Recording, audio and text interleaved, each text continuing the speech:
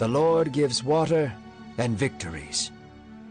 In our last story, we learned about the protecting power of God. Pharaoh had pursued the Israelites to recapture them, but God parted the seas so they could run to freedom. God defeated Pharaoh once and for all.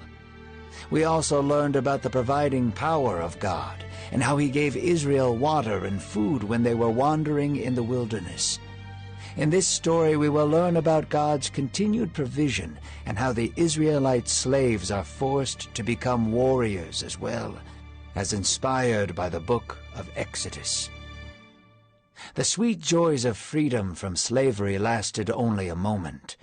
Now they wandered in the heat of day and slept in the cold of night. Their lips were parched and their feet were tired. Israel camped at Rephidim, and there was no water for them to drink. Already forgetting the past provision of God, the people quarreled and complained. "Give us water," they demanded to Moses. Growing more and more annoyed with their childish complaining, Moses replied, "Why do you argue with me as if God has not already been faithful?" But the people continued to grumble. Thirsty and tired, they cornered Moses and said to him, "Why did you bring us out of Egypt just to kill us and our children with thirst?" They grew more and more violent, angry, and entitled towards Moses. Moses rubbed his forehead, also thirsty and tired. He turned to God and said, "What am I going to do with these people? Lord, they are getting ready to stone me." God spoke to Moses with a patient and loving voice. "Depart from the people with some of the elders. Make sure to take your staff with you." So Moses did as God commanded, and departed to the rock of Horeb. "Strike the rock, and water shall come out of it for the people to drink," God said. And Moses did so in front of all the elders of Israel. He took his staff and broke the rock, and water flowed endlessly from it. God commanded the elders to watch so they might see his provision with their own eyes. They would need to see God at work and trust him, for greater problems than thirst were approaching. In the land of Rephidim, where Israel camped, was the kingdom of Amalek. Desiring to drive them out of the land, the Amalekites attacked Israel frequently. Men, women, and children were killed and taken. This was a new threat Israel had not expected. Israel, once slaves, had to become warriors. Moses called Joshua, a young man who had shown great promise and leadership. "Choose men to go out and fight with Amalek," Moses commanded. "Tomorrow I will stand on the top of the hill with the staff of God." Joshua left to go gather men able and willing to battle. They armed themselves with spears and swords they had taken from Egypt, along with any staffs, hammers, or farming tools they had with them.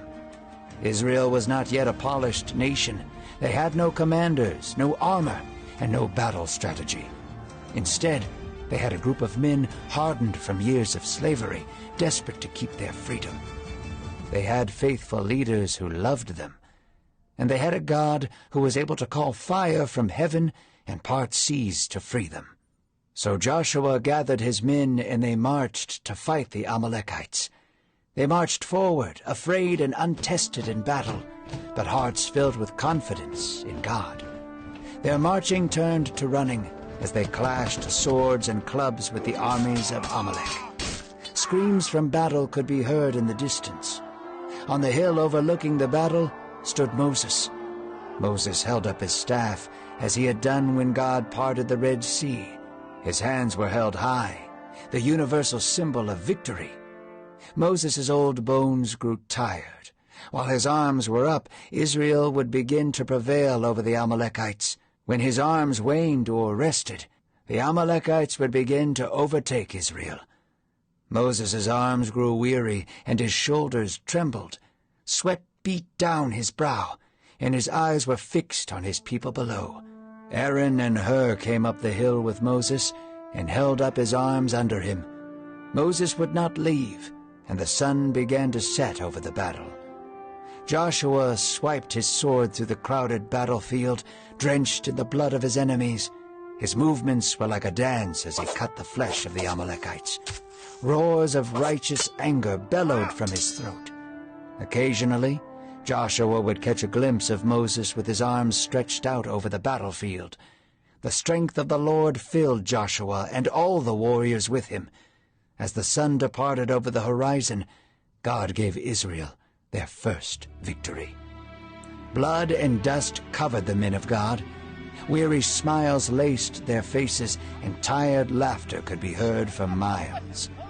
Moses gazed at his men from a distance, hearing the voice of the Lord in his ear. Write this as a memorial in a book and recite it to Joshua continually, God said. And Moses built an altar to the Lord there. God had freed Israel from slavery, parted seas to protect them, and provided sustenance for them to survive. Now, God had given them a new work. They unified and protected one another. They bled for each other and put their lives on the line to save the ones they loved. The beautiful beginnings of a mighty nation was unfolding before their eyes.